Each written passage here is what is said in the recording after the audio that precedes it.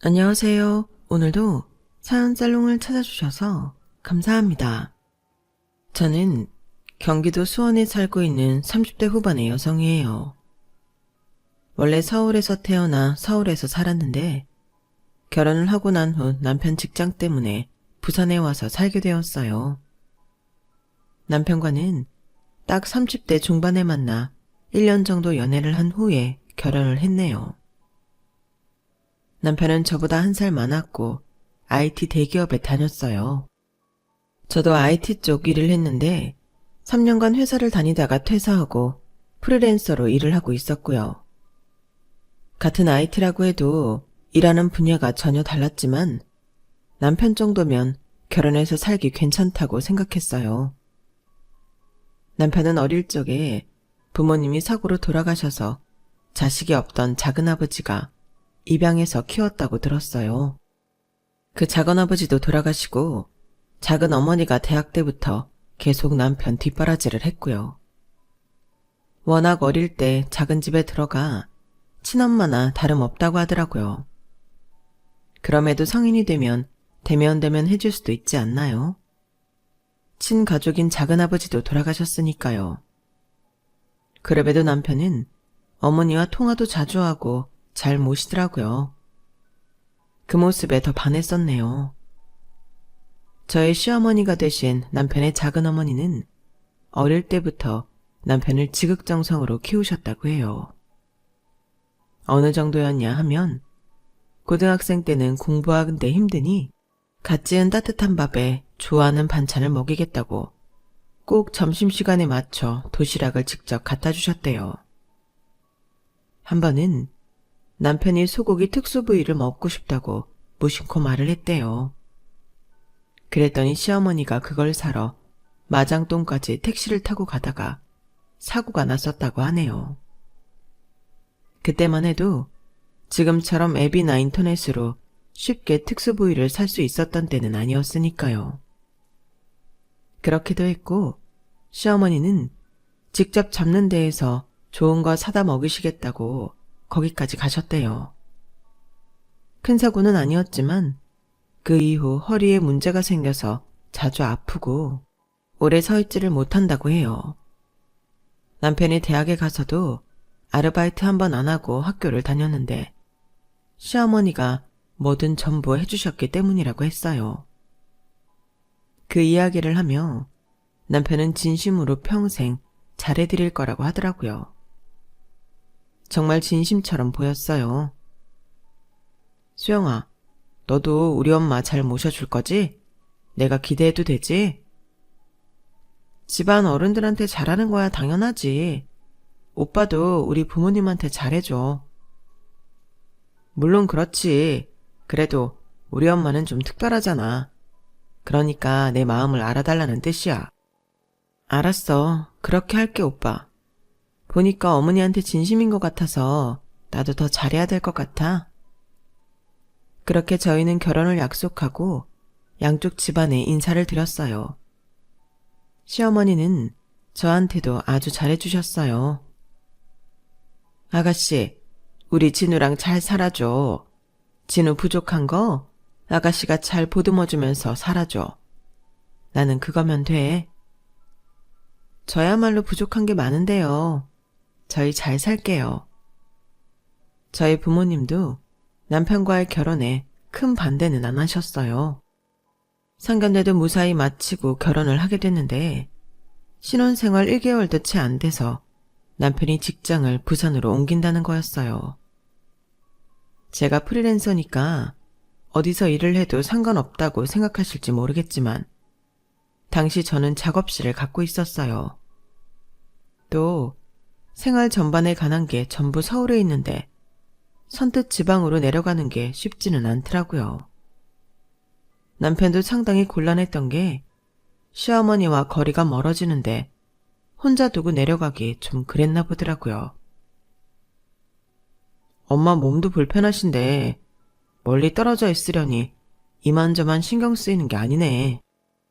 그래서 말인데 우리 주말 부부하고 수영이 나는 엄마 좀 자주 찾아가 줄래? 아무래도 그게 나을 것 같아서 말이야. 우리 결혼하고 한 달도 안 됐는데 정말 혼자 부산에 가고 싶어? 물론 나는 서울에 있으면 편하기는 해. 작업실도 안 빼도 되고, 친정도 가깝고. 근데 오빠 혼자 괜찮겠냐고. 괜찮을 리가 있어. 물론 아쉽지. 근데 부산 거기가 연봉도 지금 있는 데보다 훨씬 세거든. 나 사실 라이벌 회사로 이직하는 거라 회사에 말도 못했어. 거기서 부산 총책임격으로 일해주면 연봉 2배 준다고 해서 가는 거야. 그걸 어떻게 마다하겠어. 엄마한테 부산에 와서 같이 살자고 하니까 다니던 병원도 옮기기 그렇고 내려가기 싫으시대. 어머님 심정이야. 나도 이해는 가기는 해.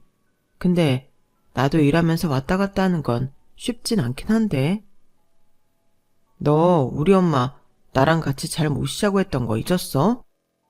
잘 안 해드린다는 뜻이 아니야. 프리랜서도 엄연히 자기 일하는 사람들이고 더 바쁠 수도 있어. 오빠가 나는 시간 널널하다고 오해하는 것 같아서 그래. 그럼 너 당분간 일 쉬는 건 어때? 결혼도 했는데 굳이 기를 쓰고 일할 게 뭐야. 또 내가 연봉도 더 받게 됐는데 잠깐 쉬면서 우리 엄마 잘 보살펴드리면 어때? 요즘 엄마가 몸이 안 좋아지셔서 그래. 사실 쉬고 싶은 마음이 없는 건 아니었어요. 대학 졸업하고 회사 들어가서부터는 정말 쉼없이 달리기만 했거든요. 다들 휴가 때면 여행도 많이 가고 했는데 저는 그저 일에만 매달렸어요. 그때는 제가 좋아서 그렇게 한다고 생각했는데 돌아보니 많이 소진됐더라고요. 그러니 남편의 제안이 좀 솔깃하기는 했어요.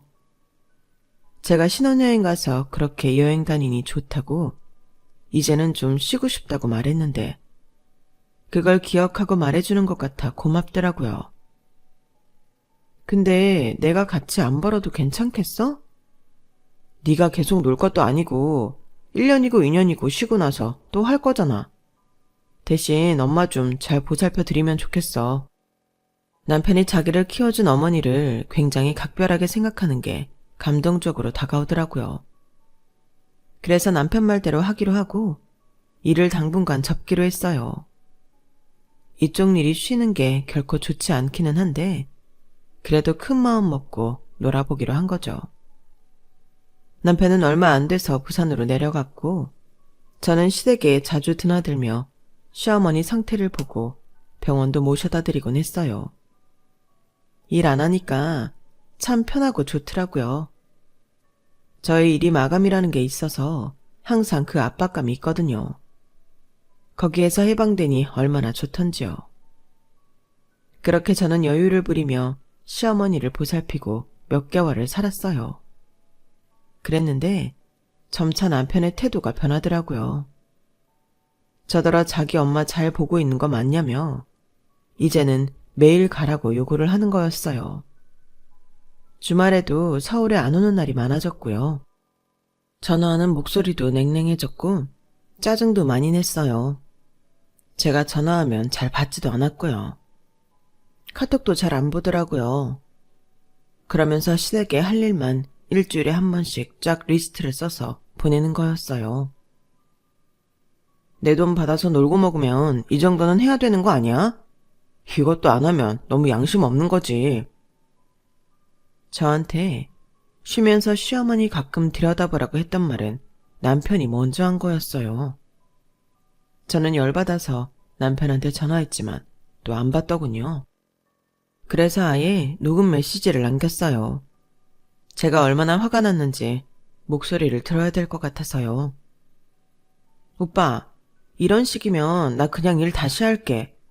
오빠가 먼저 나보고 쉬면서 가끔 어머님 들여다보라고 한 거였잖아.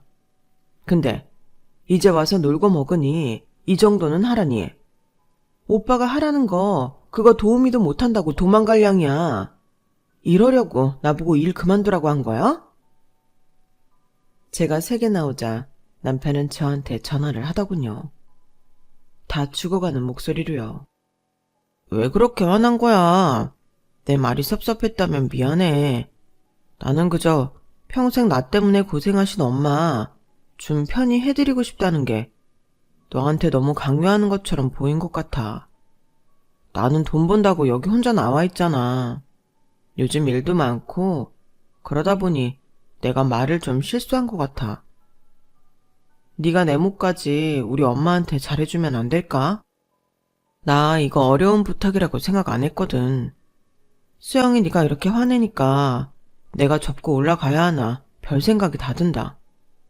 네가 다시 일 시작하고 내가 올라가서 엄마 옆에 있을까? 남편이 풀이 주고 말을 하는데 미안한 생각이 들더라고요. 남편은 자기가 요즘 날카로워 말 실수한 것 같다고 몇 번이고 사과를 했어요. 하긴 그때 시어머니 몸 상태가 별로 안 좋긴 했어요.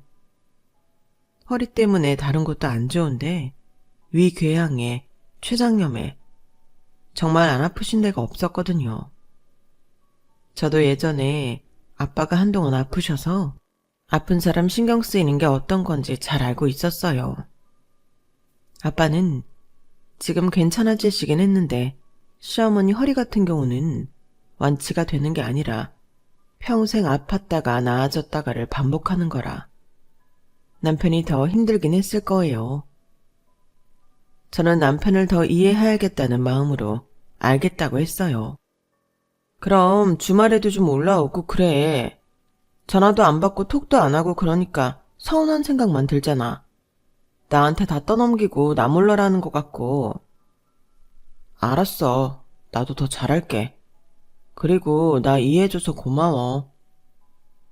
시어머니는 제가 갈 때마다 항상 밝은 얼굴로 저를 맞아주셨고 뭐 하나라도 저한테 챙겨주려고 하셨어요. 아프신데도 그런 걸 보며 저는 남편 부탁 때문이 아니라 정말 진심을 다해 잘해드리자는 마음이 생기더라고요. 그래서 전보다 더 좋은 것도 많이 해드리고 병원도 다 모시고 다니고 어떨 때는 시댁에서 묵기도 하면서 시어머니를 보살폈어요. 시어머니는 그런 제게 항상 고마워하셨어요. 아유, 맨날 네가 나 때문에 이게 뭐니? 진우한테 한번 내려가 보지도 못하고 나 이제 이렇게 안 해줘도 괜찮아. 그러니까 좀 띄엄띄엄 와. 아니에요, 괜찮아요. 요즘 오빠 주말마다 잘 올라와서 얼굴 자주 봐요. 내가 정말 무슨 복에 이런 며느리를 만났나 모르겠다. 진짜 너 같은 딸만 있었어도 하는 생각이 부쩍 든다니까. 그럼 딸이다 생각하세요. 물론 며느리라서 거리감은 있겠지만 그걸로라도 어머니 마음이 좀 풀렸으면 좋겠어요. 어머니, 오빠 지극정성으로 키우신 거 알아요. 사실 친아들도 아니잖아요. 저라면 그렇게 못했을 거예요. 그동안 오빠한테 하신 만큼은 아니더라도 제가 잘해야죠. 내가 얼른 다 나아야 할 텐데 이 몸뚱아리가 왜 이리 아픈 데가 많은지 모르겠다. 마음 편히 가지세요. 그런 생각하면 조바심에 더 안 나을 수도 있어요.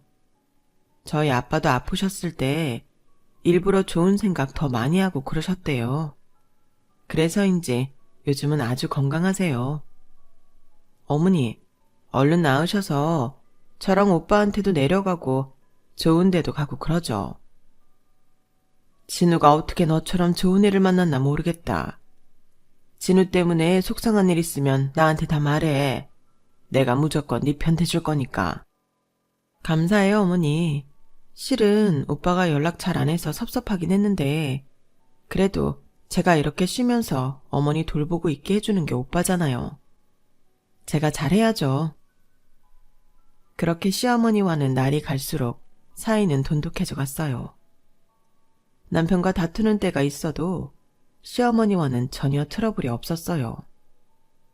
언젠가부터는 시어머니와 더 친밀감을 느끼게 됐고요. 며느리랑 시어머니 사이에 그러기 정말 쉽지 않잖아요. 그렇게 한 1년 가까이 지났을까요? 남편은 다시 처음 부산 내려가고 얼마 안 됐을 때처럼 냉랭해지고 서울에도 자주 안 오더라고요. 어쩌다 올라와도 화내기 일쑤였고요. 한 번은 제가 방문을 그냥 열었는데 누워서 핸드폰을 보다가 버럭 화를 내더라고요. 아, 진짜 매너가 1도 없어. 이렇게 노크도 없이 막 쳐들어오고 그럴 거야? 아이씨. 저는 너무 놀라서 미안하다고 하며 문을 닫았어요. 가슴이 막 뛰고 무한한데 시간이 좀 지나니 화가 나더라고요.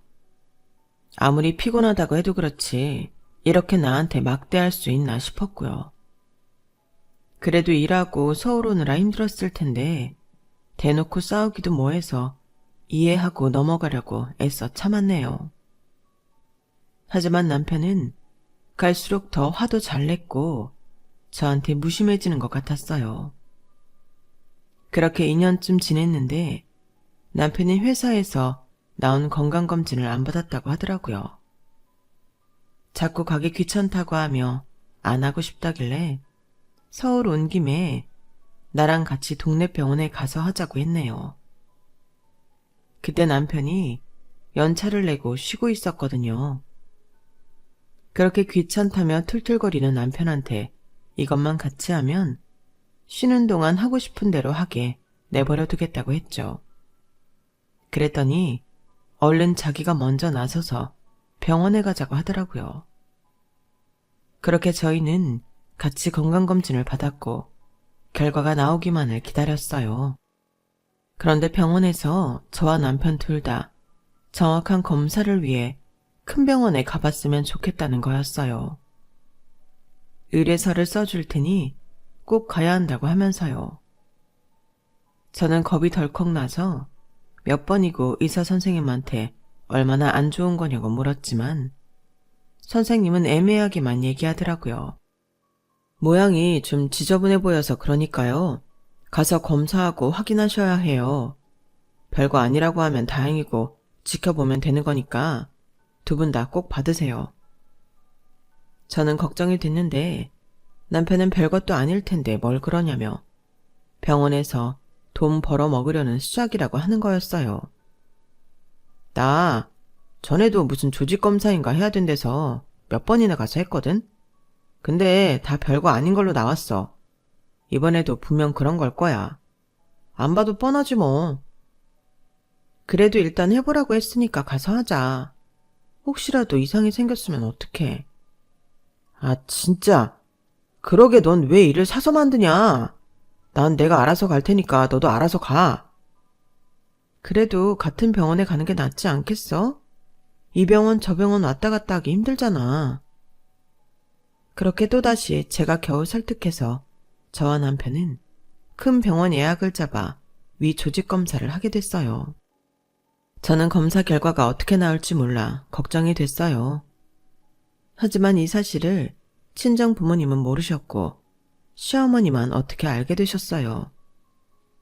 시어머니는 저더러 괜찮다고 너무 걱정하지 말라고 위로해 주셨어요. 그리고 드디어 결과가 나오는 날, 저는 병원에서 안 좋은 소식을 들었어요. 암이네요. 말기여서 이게 환자분께서 어떤 치료를 받더라도 의미가 없을 것 같습니다. 별 이상 없다는 말을 들은 남편은 제가 너무 놀라 충격을 받았는데도 남편은 아무 말 없이 앉아만 있더라고요. 진료실을 나와 복도를 나오는데 그 복도가 어찌나 길게만 느껴지던지요. 남편이 화장실에 간다길래 저도 화장실에 들렀는데 오만 감정이 다 들었어요. 인생 정말 별거 없구나 싶었고요. 제 삶이 이렇게 빨리 끝나리라고는 한 번도 생각을 안 해봤거든요. 내가 너무 미련했네. 사람은 태어나면 다 죽는데 아무리 훌륭한 일을 많이 하고 착하게 살았어도 다 죽는데 나는 뭘 믿고 내가 영원히 살 것처럼 그랬지? 엄마 아빠한테도 언니한테도 더 잘할걸. 남편한테도 화내지 말걸. 화장실에 앉아있으려니 혼잣말만 줄줄이 나왔고 눈물이 쏟아지더라고요. 안 되겠다 싶어 나오다 탕비실 정수기를 보고 물을 마시러 들어갔어요. 물을 마시는데 또 눈물이 나더라고요. 혼자 앱을 틀어막고 오는데 밖에서 익숙한 목소리가 들리는 게 아니겠어요? 그건 다름 아닌 남편이었어요.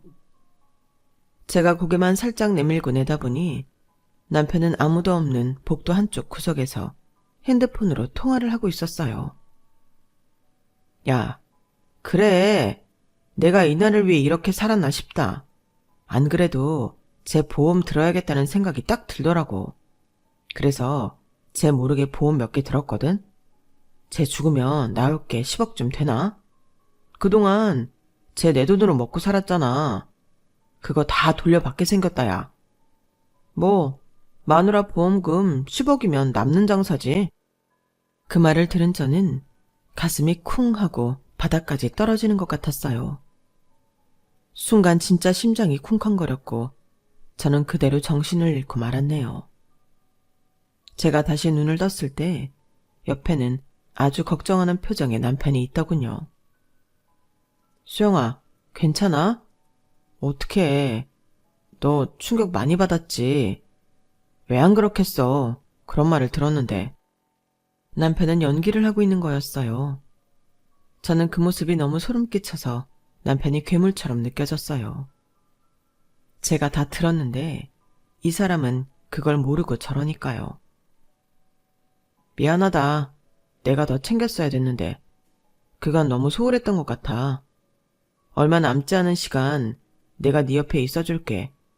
회사 휴직계 내려고 해. 휴직? 돈 벌어야 된다던 사람이 휴직계를 정말 낼 수 있겠어?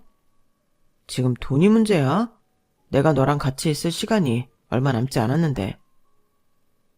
어디 딴 데서 돈 들어올 때 생겨서 그런 건 아니고. 어?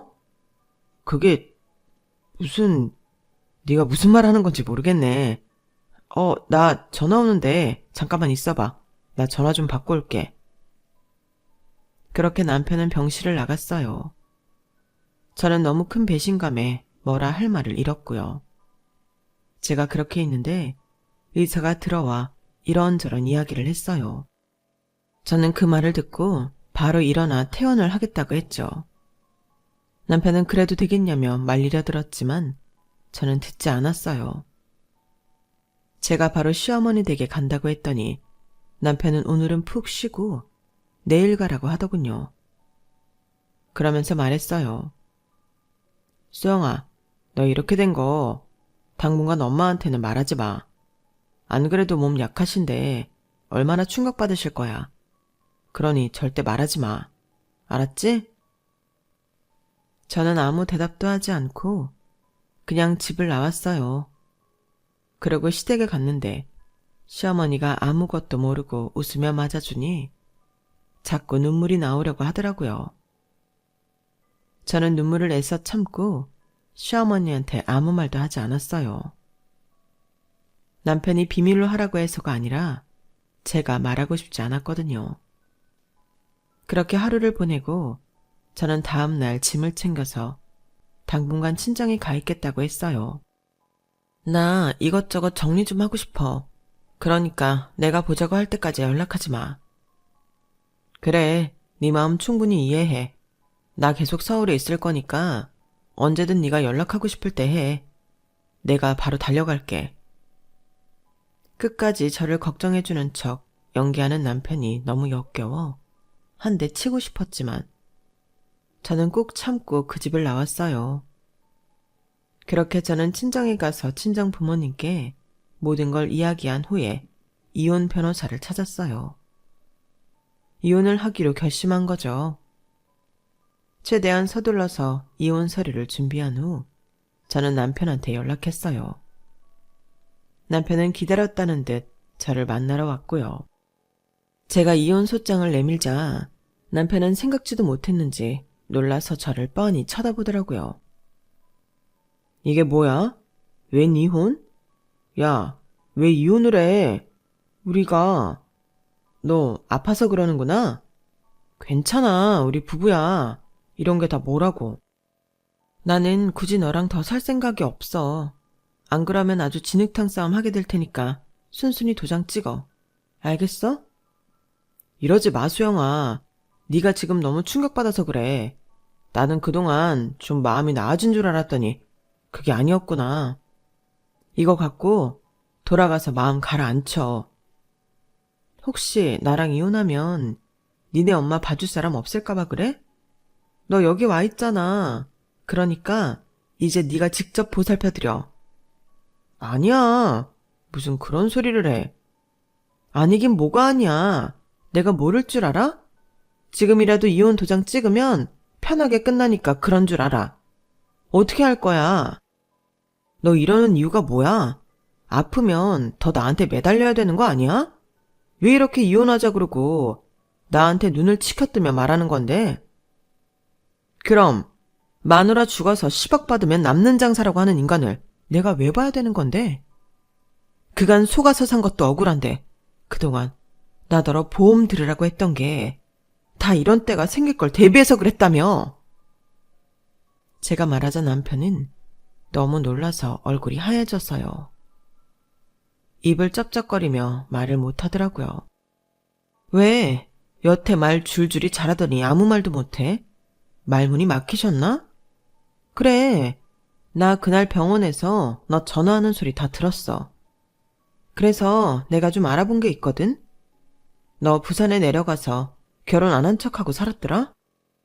누구를 사귀고 바람 피웠다는 게 아니야. 싱글인 척하고 맨날 클럽 가고 거기서 이 여자 저 여자 아무나 만나고 만나는 여자들도 일주일도 못 갔다며.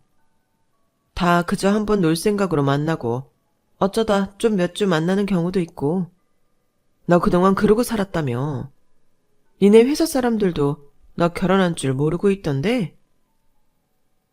저는 친정에 가서 남편 회사에 직접 전화를 해서 남편 부서 사람들 얘기를 다 들었어요. 본사에서 내 사라고 좀 속였죠. 그랬더니 제가 아내인 줄도 모르고 남편의 치부를 줄줄이 다 얘기하더라고요. 남편과 몇 번 술자리를 같이 했던 직원은 이런 말도 했어요. 술김에 저한테 진실을 이야기한 것 같은데요. 김진우 대리, 결혼도 자기 아픈 엄마 맡길 사람 찾느라고 했다던데요. 딱 봐서 마음 약하고 어른한테 잘할 것 같은 여자 찾았다고요. 그 여자한테 자기 엄마 맡기고 자기는 바로 이 회사로 온 거예요. 결혼 전부터 준비하고 있었어요. 왜냐면 우리 회사 면접 본 게 결혼식 전이니까요.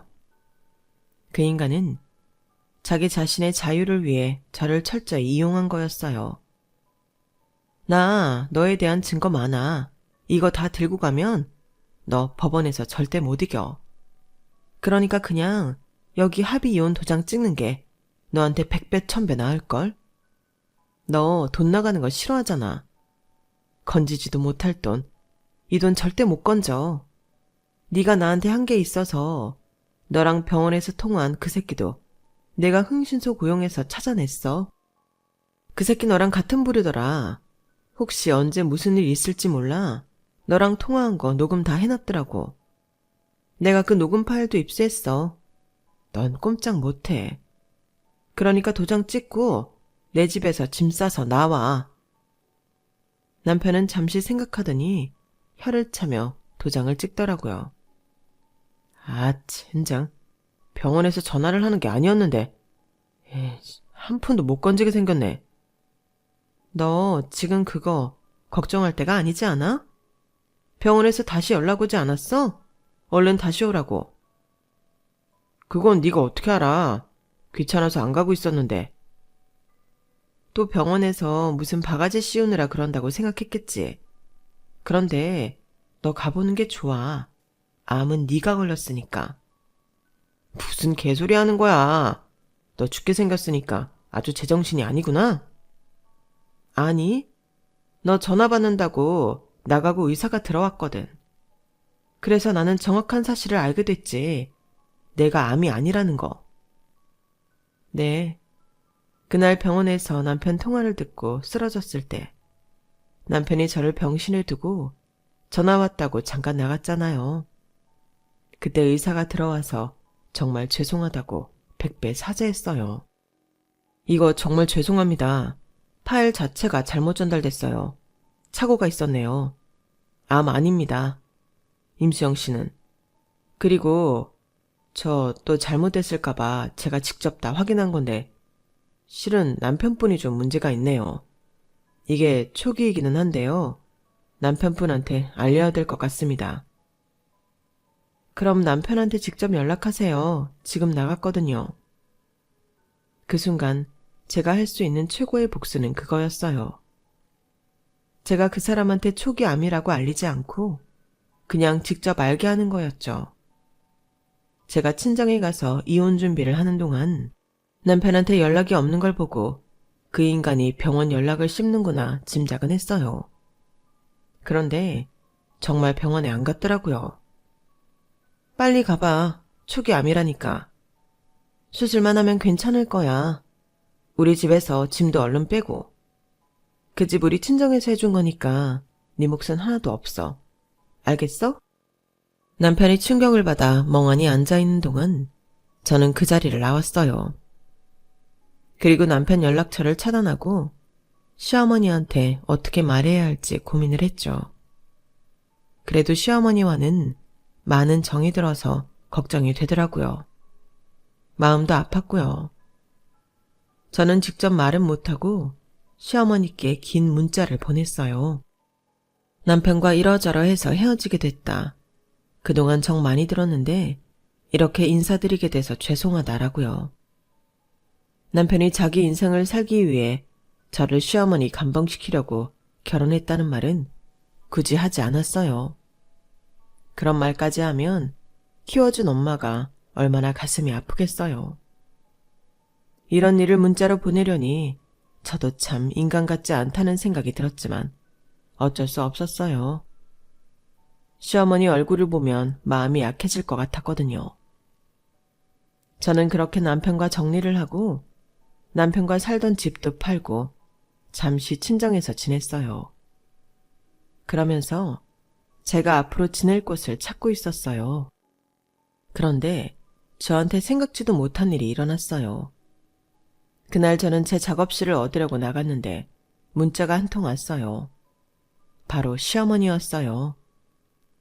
얼른 만나자며 어디냐는 거였어요. 아주 중요한 일이라고 해서 저는 어쩔 수 없이 문자를 보내고 일단 저희 집 근처에서 보기로 했어요. 시댁으로는 남편이 찾아올까봐 가기가 꺼려졌거든요. 시어머니는 저를 보자마자 제 손부터 맞잡았어요. 그간 잘 지낸 거지? 얼굴이 왜 이래? 에이구, 그깟 놈 때문에 뭘 상처받고 그러냐. 일단 앉자. 시어머니는 자리에 앉자마자 저한테 사과부터 하셨어요. 정말 미안하다. 아무리 생각해도 내가 자식을 잘못 키운 것 같아. 그래, 너 정말 아픈 데 없지? 그러면 돼. 건강하면 된 거야. 네, 저는 다 괜찮아요. 죄송해요, 어머니. 허리도 안 좋으신데 여기까지 오게 하고. 돌봐드리지도 못하고. 정말 이렇게 돼서 죄송해요. 아니다. 나 그동안 네 덕분에 위궤양, 췌장염 다 나았고 지금 훨씬 좋아져서 잘 지내고 있어. 너도 알잖아. 우리 이제 내과는 안 가도 된다고 얼마나 좋아했어. 너는 할 만큼 했어. 아니, 그 이상 했다. 나한테 그렇게 잘해준 너를 내가 어떻게 모른 척 하겠니? 나 사실 그놈하고 절연하고 오는 거다. 그러니 너나 나나 이제 각자 더 좋은 인생 만들자. 그러시더니 저한테 봉투를 내미는 거였어요. 저는 그게 뭔가 몰라 의아했죠. 시어머니는 일단 받아서 보라고 하셨어요. 보니까 그 안에는 무슨 건물 문서가 있는 게 아니겠어요? 근데 그게 제 이름으로 되어 있는 거였어요. 저는 너무 놀라서 봉투를 시어머니께 다시 드렸어요. 어머니, 이걸 왜 제 이름으로? 저는 못 받아요. 전 김진우 씨랑 이제 아무 사이도 아니잖아요. 나도 이제 진우랑 아무 사이 아니다. 걔가 나하고 피가 연결되기를 했냐, 뭐가 있냐. 그놈 원래도 내 돈 받을 생각만 했지 내 생각 요만큼도 하지 않았다. 대학 졸업하고부터 완전 안면 싹 바꾸고 못되게 구는데 내가 얼마나 마음이 상했는 줄 아니? 그런데 어느 날부터인가 다시 나한테 잘하더구나. 알고 보니 걔가 남편이 나한테 남긴 땅이 있다는 걸 안 거야. 그래서 그거 받으려고 온갖 걸 했지만 나는 모른 척했다. 마음 아팠어. 내가 잘못 키워 이렇게 된 것 같았으니까. 실은 남편이 나한테 준 건 땅이 아니고 이 건물인데 그 애가 어디서 잘못 알고 온 거지. 그 땅 팔아서 자기한테 줄 거 생각하고 너랑 결혼해서 너를 아주 내 옆에 붙여놓은 것 같더라. 그래서 처음에는 네 진심도 의심했었다. 근데 아니더구나. 너는 진심이었어. 나한테 3년이 되도록 진심만 보여줬어. 그리고 너는 땅이니 건물이니 아무것도 모르고 있더구나. 거기다가 네 문자 보고 확실히 알았어. 너도 진호한테 속았다는 거. 그놈은 네 보험금 받고 나는 요양원 보낼 생각이었더구나. 그래서 내 집도 팔 생각이었어. 어머니를 요양원 보내려고 했다고요? 아니, 어떻게 그럴 수가 있어요? 끝까지 자기는 직접 어머니를 안 모시겠다는 거네요. 그래. 나는 그의 속내를 안 다음부터 절대 건물에서 들어오는 돈도 많이 쓰지 않고 있는 척 안 하고 살았다. 그 순간 저놈이 달라질 게 뻔했으니까. 나는 그놈이 자기한테 유산 미리 달라고 시달리기도 엄청 시달렸어. 자기가 하고 싶은 일이 있으니 그 돈을 달라고 말이야. 그랬어요? 저는 전혀 몰랐어요. 부산에 있으면서 나한테 몇 차례 전화했었어. 돈 주겠다고 하면 나한테 오겠다고 하더구나. 사업 한번 해본 적도 없으면서 무작정 처음부터 어머니 돈 받아 사업을 하려고 했다고요? 정말 기가 막히네요. 그 정도로 인간이 막되지는 않았다고 생각했는데 상상 이상이네요. 그래. 나도 걔가 이렇게까지 이기적인 놈인 줄은 몰랐어. 나는 절대 걔한테 건물도 돈도 줄 생각이 없었거든. 근데 너만은 나한테 진심이었어. 그놈은 부산에서 결혼도 안 한 것처럼 하고 살았잖냐. 내가 너를 똑바로 보지를 못하겠다. 정말 미안해. 아니에요. 이게 어떻게 어머님 잘못이에요. 원래 그런 사람이었나 봐요. 이번에 알게 된 건데 저랑 결혼하기 전에도 어떤 여자랑 결혼할 뻔했대요. 근데 그 여자한테서 돈만 받아내고 파토냈다고 하더라고요. 이건 절대 어머님 잘못 아니에요. 어머니는 전혀 모르셨잖아요. 그 사람이 어머니 찾아가지도 않는데 아실 도리도 없고요. 나 너랑은 가족처럼 살고 싶어. 네가 그랬지? 네가 딸이라고 생각해보라고. 나 너 딸로 생각하고 주는 거니까 이거 받아라. 정말이지 이거? 내가 너 꼭 주고 싶어서 그래. 내가 어디 기부하려다가 그놈 때문에 인생에 큰 상처 생긴 너한테 주는 게 진짜 내가 좋은 일 하는 거다 싶더구나. 저는 고민이 됐어요. 시어머니는 진심이었어요. 제가 받지 않으면 정말 아무데나 줄 기세였어요. 그래서 이렇게 말했죠. 어머니, 그럼 일단 이거 제 이름으로 해놓으시고 여기서 나오는 세는 지금까지처럼 어머님 통장으로 받으세요. 그럼 제가 어머님이랑 같이 쓸게요. 그럼 됐죠? 알았다. 그렇게 해준다니 내가 더 고맙지. 수영아, 앞으로는 내가 너 진짜 딸로 생각할게. 이제 며느리도 아니지 않냐? 나 진우 수술 받고 퇴원하는 것까지는 봤다. 그 이후에 호적 정리했어. 걔는 이제 다시 큰집 아들로 돌아갔고 우리는 이제 거의 남남과 다름없어. 나는 자식 없고 남편도 죽었잖아. 그놈과 남은 인연은 하나도 없다. 결국 그렇게 해서 저는 시어머니 건물을 물려받게 되었어요. 시어머니 돈만 믿고 흥청망청 살았던 남편은 완전 발등에 불 떨어지게 됐고요. 시어머니는 병원비 내주고 앞으로 치료비 쓰라고 돈 준 걸로 당신이 할 일을 다 했다고 하셨어요. 어머님, 앞으로 제가 더 잘할게요. 저한테 엄마가 2명이나 된 거잖아요. 이게 무슨 복이에요? 그것도 좋은 엄마가 2이나 있으니까요. 이렇게 저희 평생 살아요, 어머니. 그 일이 있고 난 후 남편은 어떻게 제 새 연락처를 알고 몇 번이나 연락해 왔어요. 그 건물 원래 자기가 받아야 하는 거니 돌려달라고 하는 거였어요. 하지만 그건 제가 정할 일이 아니잖아요. 그걸 갖고 있던 시어머니가 저한테 주신 거니까요. 시어머니는 남편이 혹시라도 연락하거나 찾아와도 절대 흔들리지 말라고 했어요. 남편은 나중에 저를 협박까지 하더라고요. 야, 너 나랑 이혼했어. 근데 우리 엄마 건물을 받는다는 게 말이 돼? 친엄마든 아니든 어쨌든 우리 집안에서 나온 거잖아. 네가 무슨 자격으로 그걸 받아? 당장 내 앞으로 해놔. 너 그동안 나 속이고 살았잖아. 내가 말했지?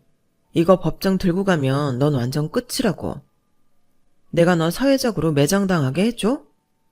어머니도 요양원 보내고 어머니 집도 팔려고 했던 거 모를 줄 알아? 계속 이렇게 찾아와서 소란 피워봐. 너 회사도 쫓겨나고 발 붙일 때 어깨 만들 테니까. 너 회사에서도 잘해야 할 거야. 알고 보니까 너 회사에서 평판이 아주 나쁘던데? 여차하면 너 잘려. 근데 네가 결혼했던 여자도 속였고 너 키워준 작은 엄마한테서 돈만 빼먹고 요양원 보내려고 했다는 거 알려줘봐. 어떻게 될 것 같아? 너 그동안 내 뒷조사라도 한 거야? 그럼 내가 그 정도도 안 했을까봐? 그리고 이거 어머님도 다 아는 거야. 내가 이거 니네 회사에 다 알릴까? 회사 소문 금방 퍼지는 거 알지? 세상에서도 다 알게 해줘? 그렇게 해? 야, 일단 내가 잘못했어. 그건 인정할게. 그러니까 일 크게 벌릴 생각하지 말고 우리 다시 생각해보자. 이렇게 헤어지게 된 것도 내 뜻 아니야. 네가 원한 거지. 나는 우리 다시 잘해봤으면 해. 야, 내가 지금 네 말을 믿겠니? 너 생각해봐. 네가 해온 게 있는데 내가 믿겠냐고. 제가 말기암으로 시한부라는 걸 알자마자 친구한테 전화해서 10억이면 남는 장사라고 했던 놈을 어떻게 다시 믿겠어요. 이미 미천이 다 드러난 남자가 그것도 모르고 제 앞에서 쇼를 하고 있는 거였죠. 제가 생각보다 자기에 대해 많은 걸 알고 있고 증거도 많이 갖고 있다는 걸 알자 남편은 알았으니까 회사에 알리지만 말아달라고 사정을 하더군요. 알았어. 내가 잘못했어. 너 보험금 타게 됐다고 친구랑 떠든 것도 너한테 엄마 맡겨놓고 총각행세하고 산 것도 다 잘못했어. 그러니까 제발 회사에만 알리지 말아줘. 그건 네가 앞으로 하는 거 보고 결정할게. 난 계속 어머님하고 만날 거야. 나를 친딸로 여기기로 하셨거든. 나도 엄마 둘 갖게 됐다고 했어. 나한테 이렇게나 잘해주시는데 나도 잘해드려야지. 그러니까 앞으로 어머님 집에 얼굴 내밀 생각하지 마. 너랑 호적 정리 다 끝난 거 너도 알지? 그러니까 나랑 어머님 인생에서 이제 좀 사라져. 와, 나 진짜 얘 너무하는 거 아니야? 아무리 그래도 내가 조카인데. 조카가 남보다 못하고 짐승보다 못한 짓을 했잖아. 그렇게 남편과는 인연을 끝냈어요. 시어머니도 다른 지역으로 이사를 하셔서 남편은 시어머니 댁도 알지 못하게 됐어요. 저는 시어머니랑 그 전보다 더 돈독히 잘 지내게 되었어요. 친정 부모님과 왕래도 많아졌고요. 세 분이서 같이 여행도 다니고 정말 즐겁게 생활하고 계세요. 저는 다시 일도 하면서 고양이도 3마리나 키우고 있어요. 전부터 너무 키우고 싶었거든요. 일은 전처럼 많이 하지는 않아요. 한번 시한부라는 말을 들었더니 그때 인생을 보는 게 확 달라지더라고요. 그리고 또 제가 운이 좋게 많은 재물을 얻었잖아요. 그래서 여유 있게 살려고 해요. 그렇다고 흥청망청 살지는 않을 거예요. 제가 그러는 걸 부모님이 보고 계시지도 않을 거고요. 그럼 제 이야기는 여기서 마칠게요. 들어주셔서 다들 감사해요. 들어주신 모든 분들의 앞길도 따뜻한 봄날처럼 꽃길이시길 진심으로 바랍니다. 건강하세요. 여러분, 사연 댓글에 응원과 현명한 조언 부탁드려요. 좋아요와 구독은 저에게 큰 힘이 됩니다. 오늘도 좋은 일 가득하세요.